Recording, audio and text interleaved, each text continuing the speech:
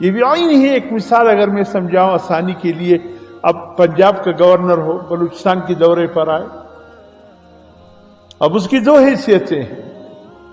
ایک حیثیت اس کی گورنری کی ہے پنجاب کا گورنر بلوچستان آیا ہے، تو کیا اس سے گورنری لے لی جائے گی جب وہ بلوچستان آئے گا؟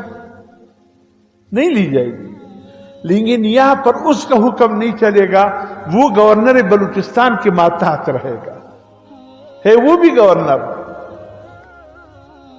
لیکن چونکہ یہ اپنے وقت کا، اپنے علاقے کا گورنر ہے، گورنری اس سے ہٹائی نہیں جائے گی، ہوگا وہ گورنر ہی، لیکن یہاں پر اس کا حکم نہیں چلے گا. جو اس صوبے کا گورنر ہے اس کا ماتحت رہے گا. بعینی حضرت عیسیٰ علیہ السلام جب آئیں گے، نبوت اور رسالت ان سے علیحدہ نہیں کی جائے گی، لیکن ان کی نبوت اور رسالت کے جو احکامات تھے وہ نہیں چلائیں گے، بلکہ وہ احکامات چلائیں گے جو حضور صلی اللہ علیہ وسلم لے کر آئے اور حضور صلی اللہ علیہ وسلم کے خلیفہ کی حیثیت سے آئیں گے. ہم یہ کہتے تھے نبی کیا، ہم تو کسی نئے نبی کے آنے کے قائل نہیں ہیں. عیسیٰ علیہ السلام تو حضور صلی اللہ علیہ وسلم سے پہلے کے نبی ہے، نئے نبی کے ہم قائل نہیں ہیں. اس لیے عیسیٰ علیہ السلام کی نبوت کا انکار کرتے. آج جس نبی مسیح موعود نے آنا تھا وہ آ گیا، کہاں ہے؟ میں تو ہوں نا تمہارے سامنے. پتہ نہیں اس بدبخت نے کتنے، کبھی امام مہدی کا دعویٰ کر رہے، کبھی مسیح موعود کا دعویٰ کر رہے، کبھی کیا دعویٰ کر رہے، کبھی کیا دعویٰ کر رہے.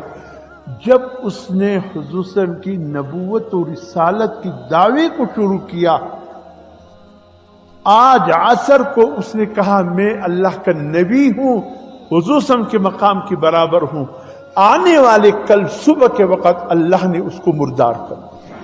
حضور صلی اللہ علیہ وسلم کے منصب پر اللہ نے ایک دن بھی اس کو چلنے نہیں دیا. امام مہدی کا دعویٰ کیا، اللہ نے، امت نے بھی برداشت کیا، اللہ نے کہا چلو یہ کرے.